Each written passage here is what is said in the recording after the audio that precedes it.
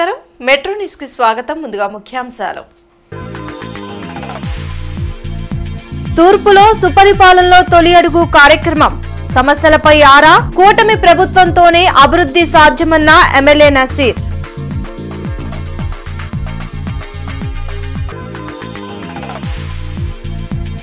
ప్రత్యామ్నాయం చూపకుండా Shankar Vilas bridge పడగొట్టడం correct కాదు traffic కష్టాలను ఎదుర్కోవాల్సి వస్తుందన్న స్థానికులు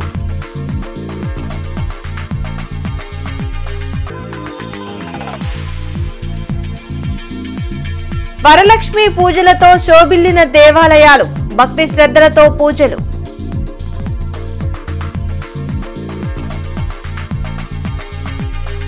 తూర్పు నియోజకవర్గంలో సుపరిపాలనలో తొలి అడుగు కార్యక్రమం కొనసాగుతుంది. 8వ డివిజన్లో నిర్వహించిన కార్యక్రమంలో ఎమ్మెల్యే నసీర్ అహ్మద్ పాల్గొన్నారు. కూటమి ప్రభుత్వం ఏడాది పాలనలో చేపట్టిన సంక్షేమ అభివృద్ది కార్యక్రమాలను ప్రజలకు వివరించడంతో పాటు స్థానిక సమస్యలపై ఆరా తీశారు. గుంటూరు తూర్పు నియోజకవర్గంలోని అన్ని డివిజన్లను అభివృద్ది చేయడమే లక్ష్యంగా పనిచేస్తున్నట్లు ఎమ్మెల్యే తెలిపారు. ఉచిత బస్సు దాదాపు 1600 కోట్ల రూపాయలతో ప్రతి ఆడబిడ్డ కూడా రాష్ట్రంలో ఎక్కడ ప్రయాణం చేయాలన్నా కూడా ఉచితంగా ఆగస్టు 15వ తారీఖు నుండి ఉచిత బస్సు ప్రయాణం చెప్పినటువంటి విధంగా ఒక పక్కన సంక్షేమం అభివృద్ధి ఉద్యోగ కల్పన దారిద్ర్యం ఏదైతే జీరో పేదరిక నిర్మూలన కార్యక్రమాల్లో కూడా ఈ ప్రభుత్వం ముందుకు సాగుతూ ఉంది. ప్రజలందరూ కూడా ఎప్పటి నుంచో పరిష్కారం కానిటువంటి సమస్య ఒకటి ఇక్కడ నడుస్తూ ఉంది. 2 సమస్యలు ఉన్నాయి. ఒకటి నందివెలుగు బ్రిడ్జి, దానిని ఎమ్మెల్యే గారు చొరవతోటి ఎంపీ గారు నుంచి మన పెమ్మసాని చంద్రశేఖర్ గారి ఆధ్వర్యంలో 37 కోట్లని తీసుకురావడం జరిగింది. ఆ పనులు కూడా ప్రారంభమైనవి. గత 5 సంవత్సరాల్లో నిర్లక్ష్యం చేసినటువంటి నందివెలుగు బ్రిడ్జిని ఈ సంవత్సరం కాలంలో మేము తీసుకొచ్చి ఎంపీ గారు ఎమ్మెల్యే గారు ఇద్దరు కూడా దాన్ని 37 కోట్లు తీసుకొచ్చి ఆ కార్యక్రమాన్ని ప్రారంభించడం జరిగింది. పనులు కూడా ప్రారంభించారు. అలాగే ఇప్పుడు ఈ కాలనీలో ఇప్పుడు మేము పర్యటిస్తున్నటువంటి కాలనీలో ఎప్పుడన్నా వర్షాలు పడ్డప్పుడు గత 10 సంవత్సరాల నుంచి కూడా వర్షాలు పడితే 2-3 రోజుల పాటు 4 రోజుల పాటు వర్షాలు నీళ్లలోనే ఉండాల్సిన పరిస్థితి ఏర్పడి ఉంది. కానీ ఈ రోజున ఈ సంవత్సర కాలంలో ఎమ్మెల్యే నసీర్ గారు చొరవతోటి ఈ యొక్క మొండిగేటుకు సమీపమైన అన్ని ఏరియాల్లో కూడా పూడికలు తీయించడము ఈ కార్యక్రమాలు చేసి ఇక్కడ వాటర్ని ఏదైనా వర్షం పడ్డా కూడా 1 గంట 2 గంటలు మాత్రమే ఏదైనా ఇబ్బంది పడేది కానీ మిగతా అంతా కూడా బాగుండే విధంగా ఏర్పాటు చేశారు. ఇంకా ప్రత్యామ్నాయ ఏర్పాట్లు చేయకుండా శంకర్ విలాస్ బ్రిడ్జి పడగొట్టడం కరెక్ట్ కాదని స్థానికులు చెబుతున్నారు. దీనివల్ల విపరీతమైన ట్రాఫిక్ కష్టాలను ఎదుర్కోవాల్సి ఉంటుందని ఆవేదన వ్యక్తం చేశారు.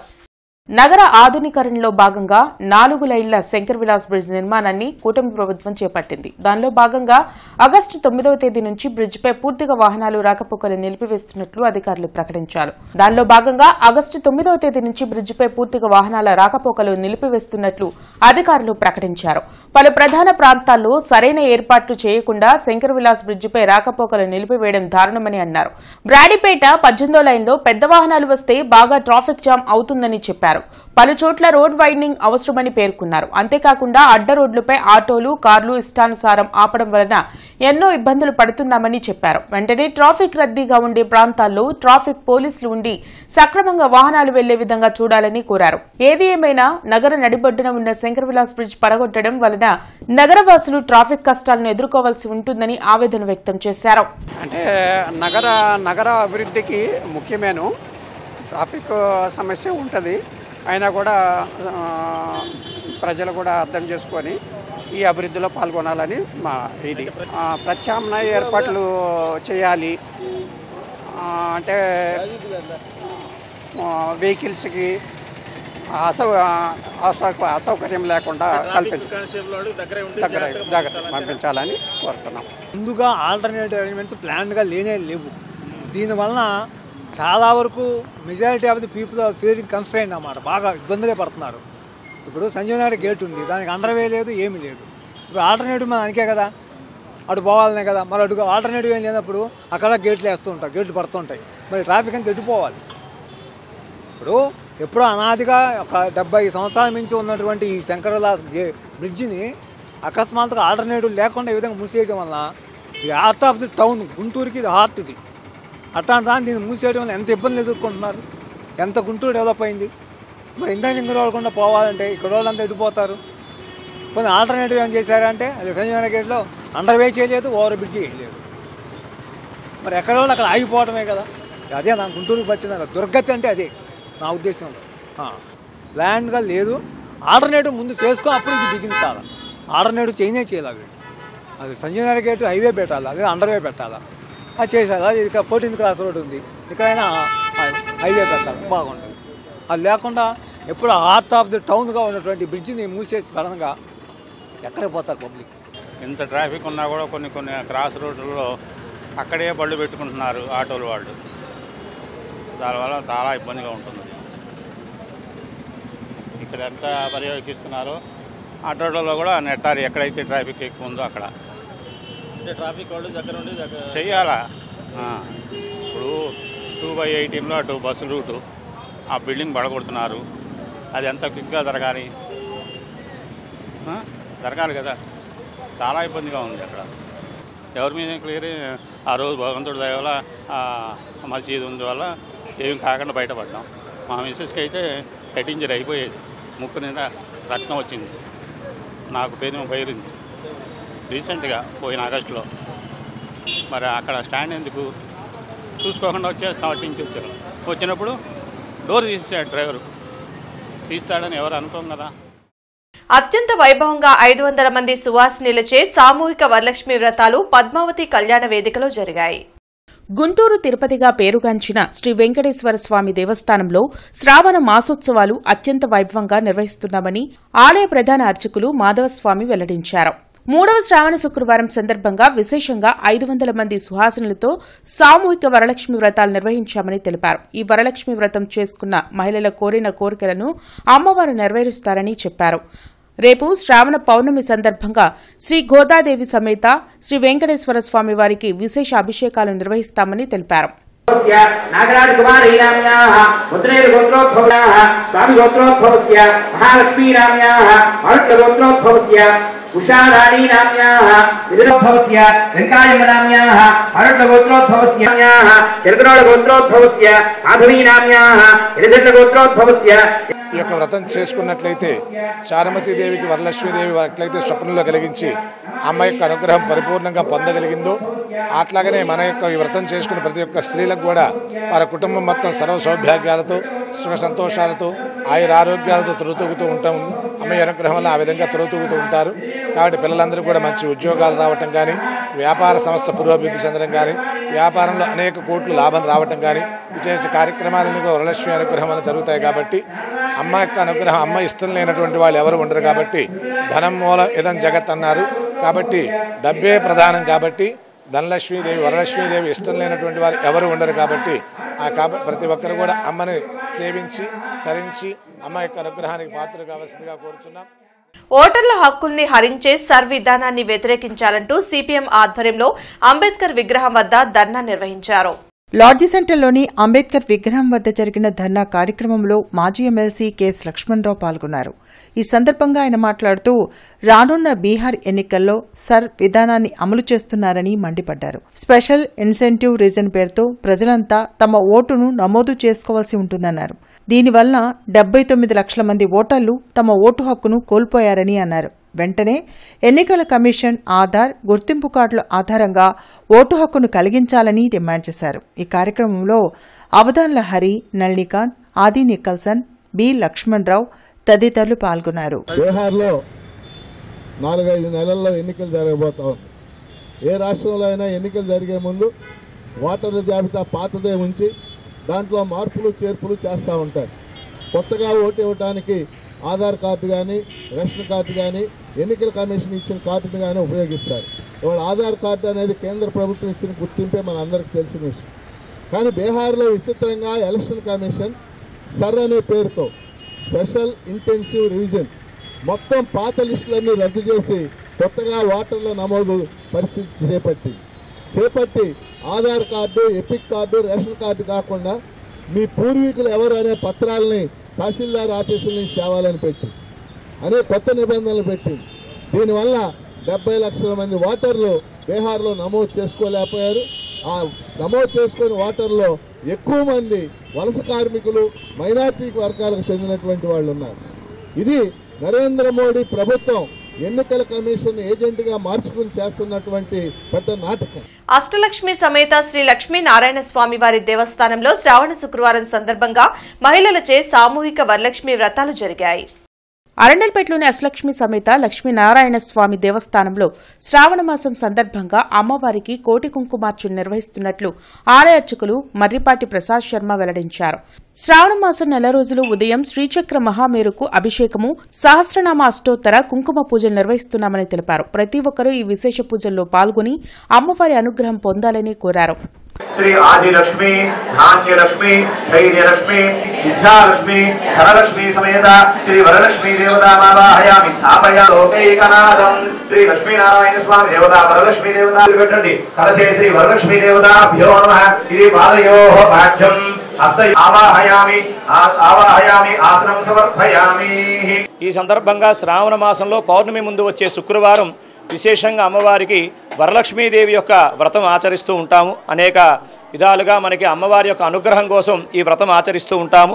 మరి విశేషంగా మన అష్టలక్ష్మీ దేవాలయంలో శ్రావణ మాసం సందర్భంగా మొదటి మంగళవారం లక్ష విరజాజుల పూజ, రెండవ మంగళవారం 108 కేజీలు పసుపు, రేపు రాబోయే 3వ శ్రావణ మంగళవారం 108 కేజీలు కుంకుమ, 4వ మంగళవారం గంధం, శ్రావణ బహుళ అమావాస్య నాడు లక్ష గాజుల పూజతో మరి ఈ సంవత్సరం 30 వార్షిక కోటి కుంకుమార్చన పూర్తి చేసుకుంటున్నాము. మరి ఈ రోజున విశేషంగా 3వ శుక్రవారం వరలక్ష్మి వ్రతం సందర్భంగా ఈ రోజు ఉదయం అమ్మవారికి 5:30 గంటలకి బ్రహ్మీ ముహూర్త కాలంలో గణపతి పూజ, శ్రీచక్ర మహామేరికి అభిషేకం, తదుపరి బంగారు కలువు పూలతో పూజ. ఇప్పుడు సామూహిక వరలక్ష్మి వ్రతాలు జరుగుతున్నాయి. కావున భక్తులందరూ కూడా విచ్చేసి అమ్మవారి యొక్క అనుగ్రహం పొంది అమ్మని దర్శనం చేసుకుని అమ్మవారి యొక్క ఆశీస్సులు పొందవలసిందిగా కోరుచున్నాం. Akash national talent hunt examination poster ని ఆకాష్ ఎడ్యుకేషనల్ సర్వీసెస్ లిమిటెడ్ కార్యాలయంలో ఆవిష్కరించారు. అంతే 2025 పరీక్షల కోసం 5వ తరగతి నుంచి 12వ తరగతి వరకు విద్యార్థులు రిజిస్ట్రేషన్ చేసుకోవాలని ఆకాష్ స్టేట్ హెడ్ నారాయణమూర్తి వెల్లడించారు. అమరావతి రోడ్లోని ఆకాష్ ఎడ్యుకేషనల్ సర్వీసెస్ లిమిటెడ్ నిర్వాహకులు మీడియాతో మాట్లాడారు. అంతే పరీక్ష రాసే విద్యార్థులు ఆన్లైన్, ఆఫ్లైన్ ద్వారా రిజిస్ట్రేషన్ చేసుకోవచ్చని సూచించారు. రిజిస్ట్రేషన్ చేసుకున్న విద్యార్థులకు 5,000 రూపాయల విలువైన అంతే కంటెంట్ను అందిస్తామని చెప్పారు. విద్యార్థులకు 2,50,00,000 క్యాష్ అవార్డులు ఇవ్వడం జరుగుతుందని తెలిపారు. సుమారు 15 లక్షల మంది విద్యార్థులు ఈ అంతే ఎగ్జామ్ రాయనున్నారని పేర్కొన్నారు. ఈ కార్యక్రమంలో RSJH Nishant Mishra, academic head JNS Murthy, Naresh, Mahendra, Seshu తదితరులు పాల్గొన్నారు. ఈ అంతే ఆన్లైన్, ఆఫ్లైన్ 2 మోడ్లో కండక్ట్ చేయబోతున్నాం. ఆన్లైన్ మోడ్లో అక్టోబర్ 12 to 24 ఆన్లైన్ మోడ్లో కండక్ట్ చేస్తున్నాం. ఆఫ్లైన్లో అక్టోబర్ 5th and 12th మనం గుంటూరు బ్రాంచ్లో కండక్ట్ చేసుకుంటున్నాం. 9th, 10th, 11th, 12th students దీనికి అర్హులు. వాళ్ళు దీన్ని రిజిస్టర్ చేసుకోవాలంటే 2 విధాలుగా రిజిస్టర్ చేసుకోవచ్చు. ఒకటి ఆకాశ్ వెబ్సైట్ ద్వారా రిజిస్టర్ చేసుకోవచ్చు, లేదా దగ్గర ఉన్నటువంటి బ్రాంచ్కి వెళ్ళి 300 రూపీస్ ఫీజు పే చేసి వాళ్ళు రిజిస్టర్ చేసుకోవచ్చు. ఈ టాలెంట్ ఎగ్జామ్ ద్వారా సుమారు 250 కోట్ల స్కాలర్షిప్ని ఉచితంగా స్టూడెంట్స్కి మనం అందజేస్తున్నాం. అంతేకాకుండా 2.5 crores 2.5 కోట్ల క్యాష్ అవార్డును కూడా స్టూడెంట్స్కి ఇవ్వబోతున్నాం. సంగడిగుంట గంటలమ్మ చెట్టు వీధిలోని వాసవి కన్యకా పరమేశ్వరి అమ్మవారి దేవస్థానంలో శ్రావణ మాసం సందర్భంగా ప్రతిరోజు విశేష పూజలు నిర్వహిస్తున్నారు. 3వ శ్రావణ శుక్రవారం పురస్కరించుకుని చేపట్టిన కుంకుమార్చనలో స్థానిక మహిళలు పాల్గొన్నారు.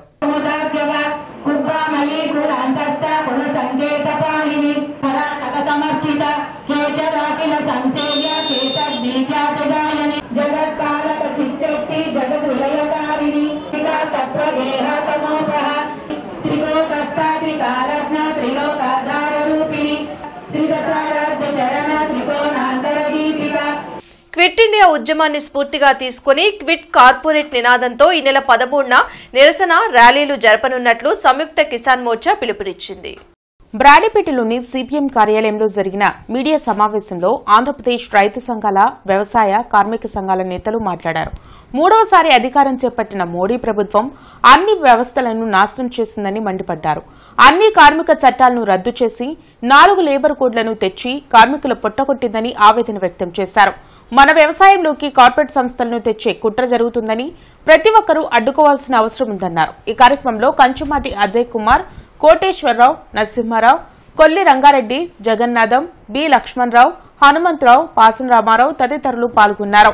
అంటే కార్పొరేట్ సంస్థలను పారగొట్టండి, దేశాన్ని కాపాడండి, రైతాన్ని కార్మికుల హక్కులు కాపాడాలని చెప్పేసి ఈ నెల 13వ తేదీన దేశవ్యాప్తంగా అన్ని జిల్లా కేంద్రాల్లో నిరసన కార్యక్రమాలు చేపట్టాలని చెప్పేసి పిలుపుకోవడం జరిగింది.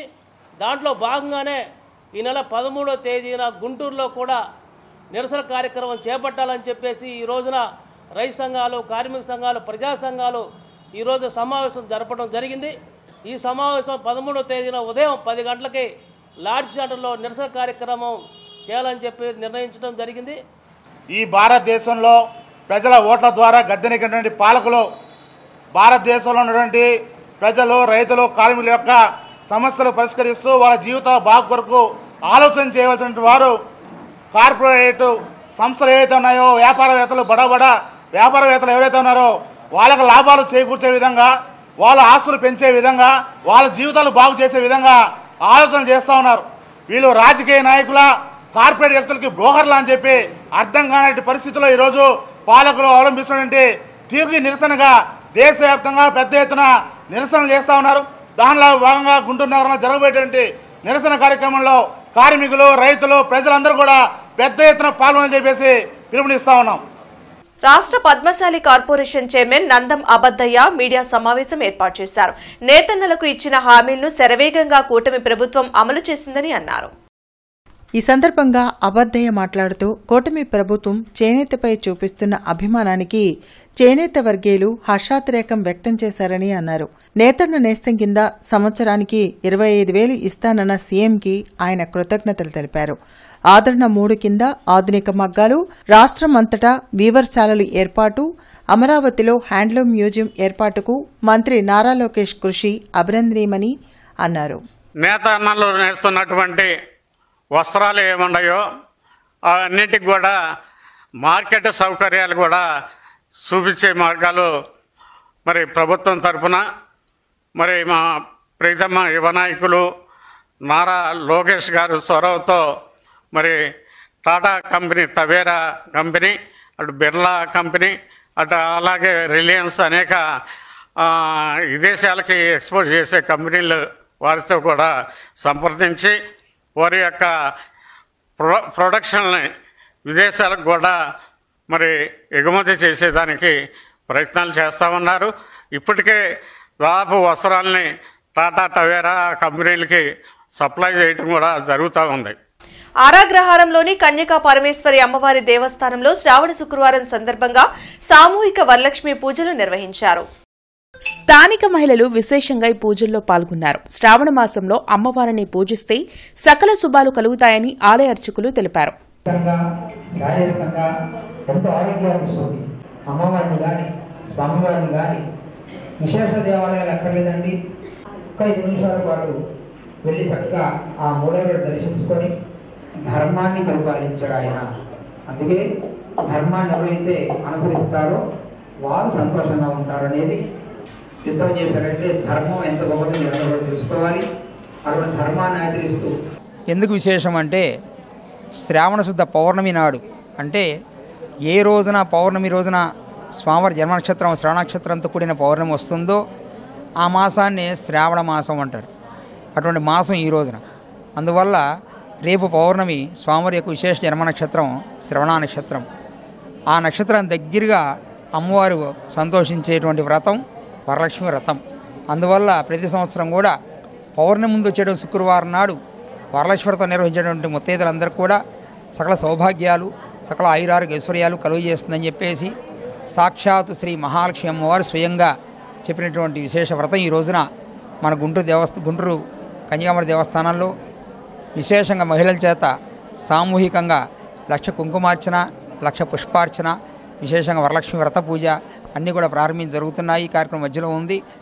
ఎవరైతే ఈ రోజున ఈ కార్యక్రమాల్లో పాల్గొని అమ్మవారి యొక్క ఆశీస్సులు తీసుకుంటారో వారందరూ కూడా దీర్ఘ సుమంగళిగా ఉండి సకల ఆయుర్వేద కలుగుతాయి అని చెప్పేసి బ్రాహ్మణ వన్నెస్ సర్వీస్ సొసైటీ ఆధ్వర్యంలో బ్రాహ్మణ జాగృతి యాత్ర రేపు జరగనుందని రాష్ట్ర అధ్యక్షులు తాడేపల్లి విజయకృష్ణ వెల్లడించారు. ప్రస్తుత బ్రాహ్మణ సమాజంలో 69% మంది బిలో పావర్టీలోనే బ్రతుకు ఈడుస్తున్నారని విజయకృష్ణ ఆవేదన వ్యక్తం చేశారు. అందుకే ఈ జాగృతి యాత్ర ద్వారా ఇంటింటికి వెళ్లి వారి సమస్యలను తెలుసుకుని వారిని ఆదుకునే ప్రయత్నం చేస్తున్నామని తెలిపారు. ఈ కార్యక్రమానికి డాక్టర్ రాఘవ శర్మ, డాక్టర్ రమణ యశస్వి తదితరులు రానున్నారని ప్రతి ఒక్కరూ పాల్గొని జయప్రదం చేయాలని పిలుపునిచ్చారు. మీ స్థితిగతులు ఇబ్బందికరంగా ఉన్న వాళ్ళు తెలియజేయాల్సిందిగాను మన కలిసికట్టుగా మీ అందరం ఒకటే అనేది చాటి చెప్పాల్సిందిగా మీ అందరికీ ప్రార్థిస్తున్నాను. ఈయనకి ఎటువంటి రాజకీయ పార్టీకి సంబంధం లేదు.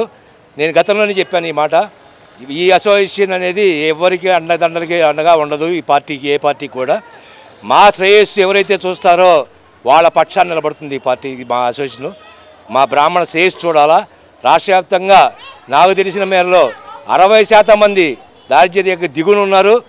ఇప్పటికైనా కళ్ళు తెరవండి. మీ రాజకీయ పార్టీలు అందరికీ చెప్తున్నాను. బ్రాహ్మణం అనేకం అని చెప్పేసి శాఖలుగా విభజించి పాలించారు. అది కుదరదు. ఇక నుంచి ప్రతి ఇంటికి వెళ్తున్నా ఒక తాటి మీదకి వస్తారు బ్రాహ్మణులందరూ.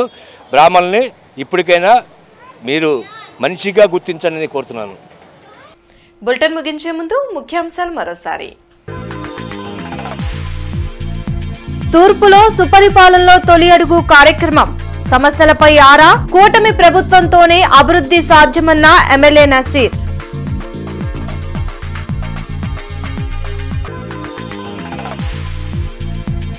ప్రత్యామ్నాయం చూపకుండా శంకర్ విలాస్ బ్రిడ్జి పడగొట్టడం కరెక్ట్ కాదు. ట్రాఫిక్ కష్టాలను ఎదుర్కోవాల్సి వస్తుందన్న స్థానికులు.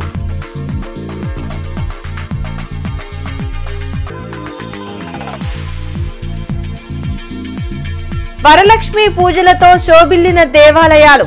భక్తి శ్రద్ధలతో పూజలు.